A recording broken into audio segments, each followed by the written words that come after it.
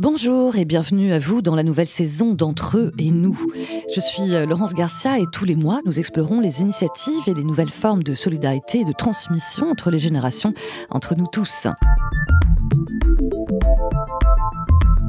Entre eux et nous, une série réalisée en partenariat avec la Mutuelle Générale. Des ateliers où l'on apprend à réparer son vieux grille-pain et fabriquer un meuble de ses propres mains, des ressourceries et autres bons coins en ligne où l'on achète des vêtements bon marché et des portables reconditionnés. Aujourd'hui, 1 Français sur 2 achète des produits de seconde main. Avec la culture du recyclage et la nouvelle consommation de l'occasion, il semble bien loin le temps de la Rolex neuve à 50 ans, sinon on a raté sa vie. Et si la crise du pouvoir d'achat et si l'urgence écologique était l'occasion de mettre à la poubelle l'obsolescence programmée du tout jetable, dans ce nouvel épisode on se pose la question, on parle économie circulaire, durable, qui crée du lien solidaire et ça n'a pas de prix.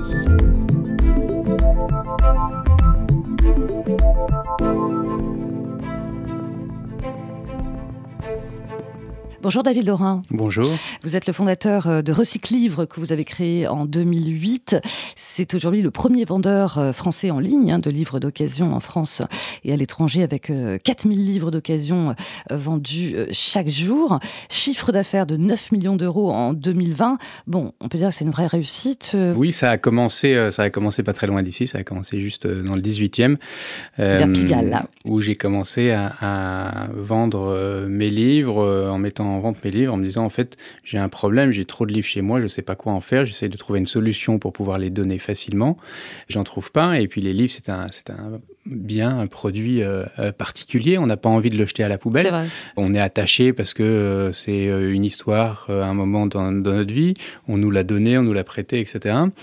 Et donc j'ai commencé à essayer de les vendre sur Internet. Voilà, et tout a commencé dans une cave jusqu'à Internet. On va revenir sur cette histoire-là. Je vous laisse présenter celui qui sera également avec nous. Vous ne vous connaissez pas, mais je pense qu'il y a des liens entre vous et c'est un petit peu l'objectif de cette rencontre. Bonjour Grégoire Simonet. Bonjour. Vous êtes président de l'association Les Fabriqueurs et co-responsable de la Trésor. C'est un tiers-lieu coopératif, à la fois de vie, on va en parler, et de fabrication artisanale, culinaire et numérique. C'est à Malakoff, dans les Hauts-de-Seine. Ça s'appelle la Trésor. Parce qu'avant, c'était la trésorerie municipale, c'est ça ? Oui, c'est un lieu qu'on a ouvert dans l'ancienne trésorerie municipale, un lieu qui était inoccupé. Et puis, il y a un collectif qui s'est monté pour proposer ce projet de la Trésor. Voilà, la Trésor, donc vous allez défendre une autre forme de richesse, qui est le collectif, entre autres, quoi. Oui, beaucoup de coopération et de rassembler les gens sur pas mal de sujets différents. Alors David Laurin, vous le disiez, tout a commencé où vous dites, j'ai trop de livres chez moi, comme beaucoup d'entre nous. Mais ça, c'était il y a 15 ans. À l'époque, on ne parlait pas autant d'économie circulaire. On n'était pas dans les mêmes préoccupations environnementales aussi. Acheter un produit de seconde main, c'était plutôt un signe de précarité. Pas forcément de précarité, puisque en fait le livre, il se trouve que le livre d'occasion est à peu près 3 fois moins cher que le livre neuf. Malheureusement, même il y a 15 ans, tout le monde ne pouvait se payer des livres à 20 €, plusieurs livres par mois. Donc c'était une solution aussi pour pouvoir lire plus, en fait, tout simplement. Nous, on a depuis 15 ans des personnes âgées qui nous écrivent pratiquement toutes les semaines en disant merci d'exister parce que en raison de ma petite retraite, je ne pourrais pas m'acheter de livres neufs et grâce à vous, je peux en acheter 3 par mois. Ouais. Donc oui, les mentalités ont changé. Après, moi, j'ai vu ça plutôt à partir du Covid. C'est-à-dire qu'avant, le réflexe, c'était quand même le réflexe prix, plutôt que je fais attention à la manière dans laquelle je consomme. Et moi, j'ai vu vraiment un changement dans ces 3 dernières années où il y a eu effectivement une pause mondiale et où tout le monde s'est demandé comment est-ce que je peux consommer différemment. C'est ça. Et d'ailleurs, pendant les confinements du Covid, le livre était considéré comme un bien essentiel. Tout à fait. Ouais. Mais quand même, vous étiez assez à contre-courant lorsque vous avez l'idée de monter Recycle Livre à l'époque, il y a 15 ans. Il a fallu convaincre Ce qu'il a fallu le plus convaincre, ça a été en fait de trouver un logisticien qui va s'occuper du stockage et puis de la préparation de commandes, puisque effectivement, personne ne croyait à ce projet.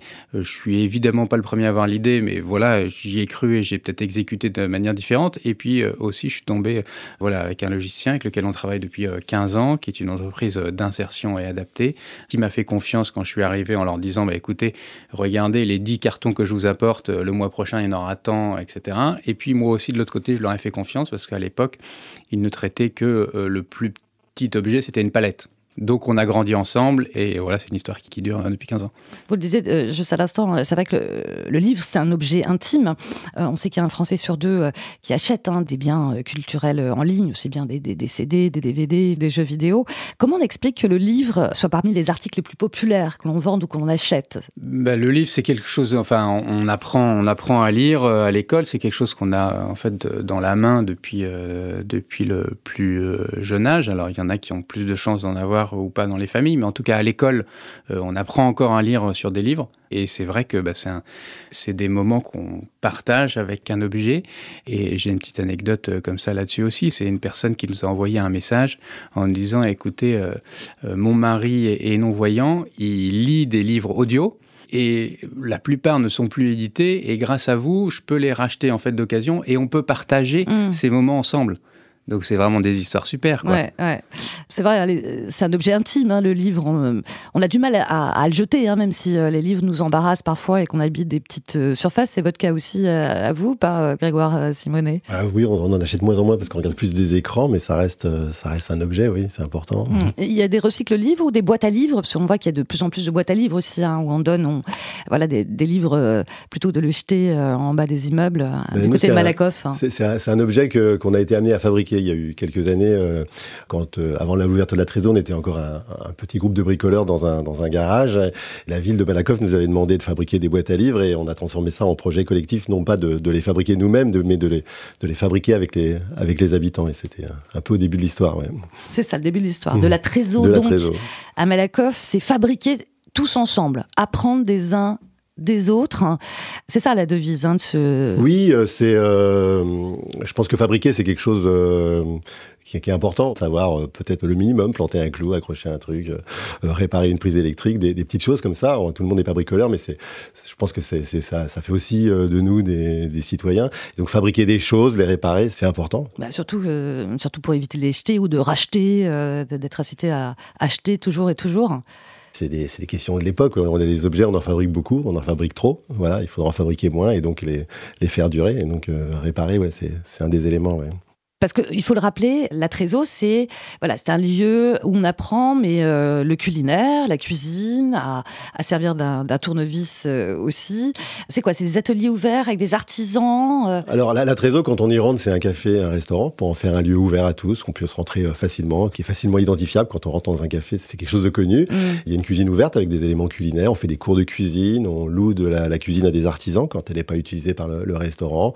On fait des projets solidaires sur la cuisine avec des ateliers avec des femmes en précarité.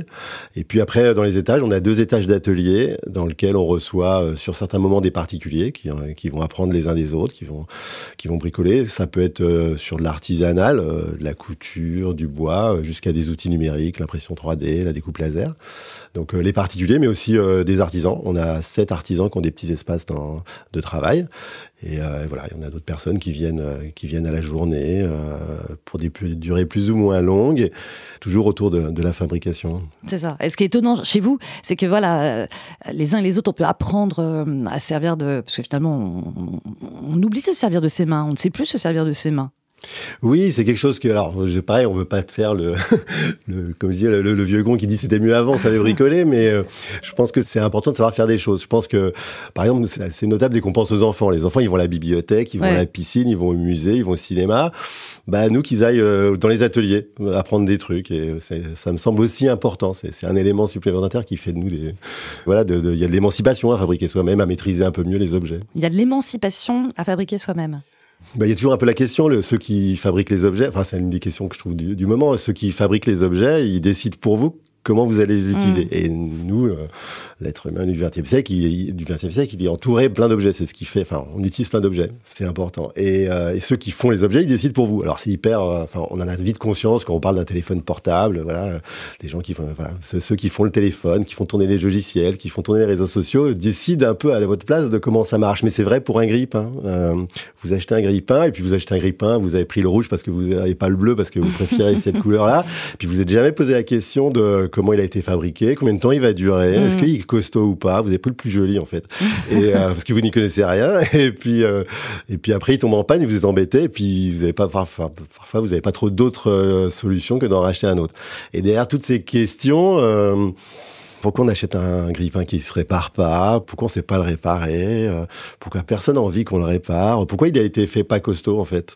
Parce que ça. On envoie des gens sur la Lune, on sait faire un grille-pain qui dure 200 ans, c'est pas une question d'ingénieur. J'imagine qu'il y a côté ludique, oui, aussi. Oui, c'est un des moteurs, ça tient du casse-tête, on se dit pourquoi ça marche, et puis quand ça marche, on est content. Il y a un petit côté aussi, alors quand on fait des ateliers de réparation avec les habitants, sur des repair cafés, où alors, repair café, il faut rappeler que c'est né il y a une dizaine d'années aux Pays-Bas, c'est oui, ça, c'est des né ateliers. Aux Pays-Bas, et c'est de dire de faire des... Alors, Repair Café, c'était l'idée d'avoir un café... Repair, atelier de réparation bénévole. C'est ça, c'était l'idée d'avoir un café, un moment convivial, on partage un café, et puis on répare ensemble.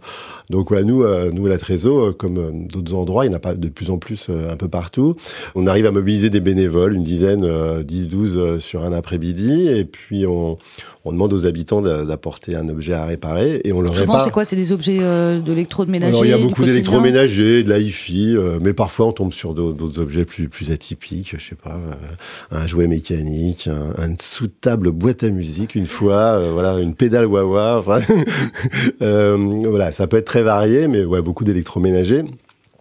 Et puis l'idée c'est de le réparer ensemble. On se pose, et le réparateur bénévole avec la personne qui amène l'objet, on va se poser, puis tenter de réparer l'objet.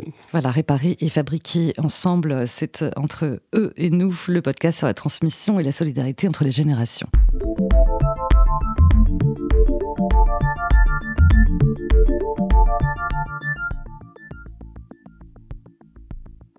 Grégoire Simonet, on parlait des repair cafés, fabriqués, réparés ensemble. Forcément, il y a ceux qui amènent leurs objets, puis il y a ceux qui conseillent. Il y a les artisans, il y a un savoir-faire. Est-ce que, là encore, il y a du générationnel? On se dit, on va apprendre des anciens qui savaient peut-être plus se servir de nos mains que nous. Comment ça se passe dans vos tiers-lieux? Nous, ce qu'on essaye aussi d'animer, c'est d'apprendre à réparer. Donc ça se fait sur l'échange et souvent en essayant sur des objets, quoi.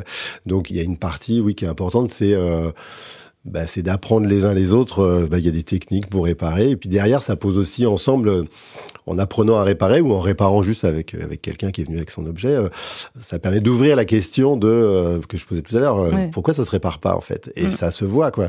Et donc derrière ça, il y a aussi, par exemple, l'idée que vous avez réparé une fois et puis vous comprenez que vous avez acheté une merdouille fabriquée pas cher et qui est vendue pour une utilisation assez courte. Voilà. Et on espère que ça change un peu l'idée dans la tête des gens. Enfin, parfois, d'acheter quelque chose de meilleure qualité qui coûte plus cher, ça vous coûte moins cher à l'échelle d'une vie.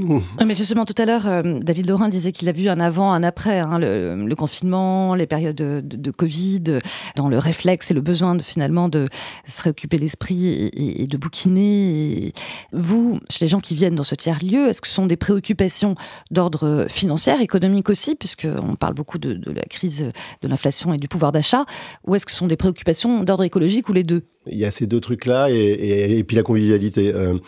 Sur les repair cafés, les gens viennent parfois parce qu'ils ont envie d'apprendre à réparer. Il y a un côté, ils ont envie de découvrir. Certains ne savent pas réparer. Et puis, il y a une curiosité, une envie de savoir faire. Il y a, pour certains, ils se disent, on a une préoccupation écologique. Et sur cet exemple-là, de mon petit objet qui vient de casser, j'essaye d'aller jusqu'au bout de la démarche. Mais parfois, c'est d'aller dans un processus, de se dire, c'est de mieux comprendre comment on le fait.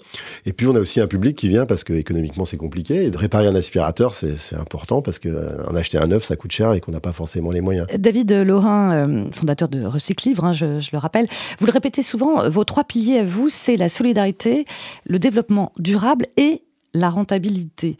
La solidarité, faut peut-être rappeler que 1% du chiffre d'affaires d'ailleurs de Recyclivre est reversé à des associations de lutte contre l'illettrisme. Développement durable avec des emballages zéro déchet, vous me dites si... Oui, camionnette électrique aussi depuis 15 ans, était un des premiers, je pense. La camionnette qu'on avait, on ne pouvait pas se brancher sur les bornes qui avaient été mises en place par la mairie de Paris. Donc, en passant. Voilà. Et recyclage aussi en pâte à papier pour tous les livres invendus, c'est Exactement. Ça, qui sont en mauvais état. Et la rentabilité. Rentabilité, business, pour vous, ne sont pas des gros mots qu'il faut assumer dans l'économie solidaire et Oui, tout à fait. Alors moi, c'est ce que effectivement je milite pour ça, de dire en fait on peut gagner de l'argent et faire attention à l'homme et à la planète. Aujourd'hui, en tout cas, Recyclive montre que c'est possible, qu'il y a une possibilité. C'est très intéressant puisque c'est un équilibre qui est évidemment précaire et qui change rapidement. On est toujours taraudé par est-ce qu'on fait trop d'économies et pas assez d'impact, ou est-ce qu'avec l'argent qu'on gagne, est-ce qu'on pourrait pas faire plus d'impact, et inversement. Donc c'est vraiment un équilibre qui est difficile à trouver, mais qui se trouve et qui change. Et c'est ça qui fait, je trouve, le sel d'entreprise comme celle que j'ai fondée. Et puis pour moi, pourquoi aller rechercher la rentabilité économique ? Parce que ça permet de ne pas dépendre de subventions publiques ou privées et donc de pérenniser un petit peu tout ce qu'on fait. Et puis il se trouve que chez Recyclive aussi, il y a des investisseurs qui ont pris un risque en fait en amenant des capitaux à un moment où on cherchait à se développer au niveau national. Et ces capitaux, ce risque, il faut le rémunérer. Parce que vous dites que montrer qu'on peut gagner de l'argent en ayant un impact positif sur la société, ça peut changer notre regard sur notre discours sur l'économie sociale et solidaire. Pourquoi il faut changer de regard ? Moi, ce que j'aime pas, en fait, c'est de catégoriser les entreprises comme la nôtre dans l'économie sociale et solidaire et de manière globale toutes les organisations qui sont dites de l'économie sociale et solidaire. On devrait faire l'inverse et plutôt dire c'est les autres qui devraient être pas sociales et pas solidaires. C'est comme dans le supermarché, en fait, quels sont les produits qui sont emballés ? C'est les produits bio. C'est un non-sens. Ouais. Ça devrait être les autres produits qui devraient être emballés. Voilà, pour moi, l'entreprise, la génération de richesse économique en faisant attention à toutes les parties prenantes, ça doit être ça la norme. Vous partagez cette vision ou pas ? Oui, c'est pas l'argent, c'est pas un gros mot. Il faut bien, quand on mobilise des gens et même pour des tas d'actions qui ont du sens, on a tous des loyers à payer, on doit tous manger et voilà, il faut payer des salaires, payer un loyer et donc il faut pas avoir peur de parler d'argent. Nous, on arrive aussi à montrer que on peut avoir des projets où on mélange des initiatives qui sont bénévoles, qui sont que des gens qui partagent. Voilà, la coopération, elle peut impliquer des gens qui sont rémunérés parce qu'eux, ils vont passer peut-être 5 jours par semaine et qu'on peut pas être bénévole. Enfin, c'est compliqué d'être bénévole 5 jours par semaine, enfin, à part d'être rentier ou retraité, je sais pas, voilà, mais donc on peut avoir des gens qui vont travailler longtemps et qui vont être rémunérés, puis des gens qui vont pouvoir donner un coup de main parce que ça a du sens pour eux, qu'on travaille sur un objet commun et qui vont passer 2 heures à partager ce qu'ils savent faire. Voilà, nous, on montre qu'on peut mélanger les deux. C'est pas l'argent n'est pas un gros mot, c'est juste où va la valeur et pourquoi faire. Voilà. On n'a jamais parlé autant de partage de valeur, des richesses en ce moment, ou de temps rentable, moins rentable. J'imagine que les tiers-lieux aussi, Grégoire Simonet, doivent être rentables. Comment vous faites pour financer des ateliers, les artisans? Vous avez des artisans en résidence. Alors nous, à la Trésor, on est une coopérative, une coopérative d'intérêt collectif, c'est-à-dire que c'est une entreprise non lucrative, mais comme une entreprise, on peut avoir une activité économique. Il y a certaines de nos activités qui sont assez classiquement économiques. On a un restaurant, on peut acheter son repas, on a un café, on peut acheter un verre à boire. Et puis il y a des activités qui, elles, le sont moins. Qui peut être bénévole. Par exemple, l'air hyper café, on le fait à titre bénévole, c'est complémentaire. On a d'autres activités qui se font par le biais de subventions privées, publiques. C'est un petit mélange. Au final, il faut arriver à équilibrer les comptes, qu'on soit une coopérative, une entreprise classique ou une association. Il faut à un moment équilibrer les deux colonnes. Équilibrer les deux colonnes, dit-il. Il y a pas mal d'études, d'ailleurs, scientifiques ou psy, qui disent que l'entraide, l'échange, ça rend plus heureux. Vous le confirmez, vous ? Est-ce que dans votre tiers-lieu, il y a des amitiés qui naissent? Est-ce que entre artisans, entre gens qui vont donner des conseils sur les cuisines aussi, parce qu'il y a la cuisine, Nous, on met au cœur du tiers-lieu le fait de dire que ce qu'on y fait, ça émerge du collectif. Et on voit des gens nouveaux apparaître, on fait des nouvelles rencontres, et puis il se crée des projets qu'on n'avait pas prévus au départ. Et ça c'est réjouissant, oui. Mais avec l'idée de quoi? De se dire que, tiens, une autre économie est possible, ou ça reste utopique et ça reste un système D quand même? On est sur un projet d'animer un lieu et de faire rencontrer les gens et on montre que c'est possible et que ça pourrait être étendu à d'autres choses, oui. Mixer des publics aussi pour sortir d'un entre-soi. Oui, c'est de créer des hasards aussi, oui. Le fait qu'on fasse des choses différentes, qu'il y ait des artisans, enfin des particuliers, des professionnels, qu'il y ait des gens qui travaillent des choses d'artisanat classique avec du numérique, de croiser la cuisine et les ateliers, il se crée des rencontres et des hasards. Et voilà, on dit tiens, il se passe pas ça par hasard. Et puis en fait, on peut créer les conditions de ce hasard. Et c'est ça qu'on essaye de pousser, quoi. C'est ça. tiers-lieux. Et ça, c'est du côté de Malakoff. Si vous voulez faire un petit tour, c'est au 8 avenue du Président Wilson à Malakoff, si jamais vous voulez aller fabriquer et réparer tous ensemble en passant un bon moment. C'est bien ce qu'on a compris. Oui, c'est l'essentiel, c'est de s'amuser, comme tu disais. Oui. S'amuser. Merci beaucoup, Grégoire Simonet. Merci, David Laurin, fondateur de Recyclivre. Merci à tous les deux. Merci. Allez, pour terminer, d'autres initiatives dans la transmission entre générations, c'est l'agenda solidaire. Lutter contre le gaspillage des légumes qu'on dit hors calibre ou moche, en faisant travailler des personnes en situation de handicap, c'est l'ambition des Jardins de Solène, dans le Vaucluse. Cette légumerie sociale récupère les invendus des producteurs locaux et les conditionne pour la restauration collective. Et c'est aussi, bien sûr, une manière de changer le regard sur les différences. L'association Voix Haute à Pierrevillers, là on est en Moselle, rassemble des bénévoles qui viennent lire des textes aux malades, aux personnes isolées et aux détenus du département. Partager un roman ou une poésie, ça crée du lien forcément, ça incite à la lecture et ça cultive l'imaginaire.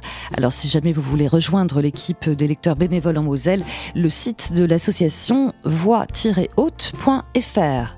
Alors elle ne manque pas d'imaginaire. Manon Tremelot est comédienne, randonneuse. Avec son sac à dos, elle se balade dans les petits villages du Berry et de la Sologne, classés désert culturel. En échange d'un bout de canapé chez l'habitant, elle vous offre un spectacle à la maison, dans votre salon. Si jamais vous voulez contacter la comédienne Manon Tremelot, son mail c'est compagniecrapahut@gmail.com. Entre eux et nous, c'est terminé. On se retrouve le mois prochain pour un nouvel épisode. Et d'ici là, portez-vous bien et restons solidaires.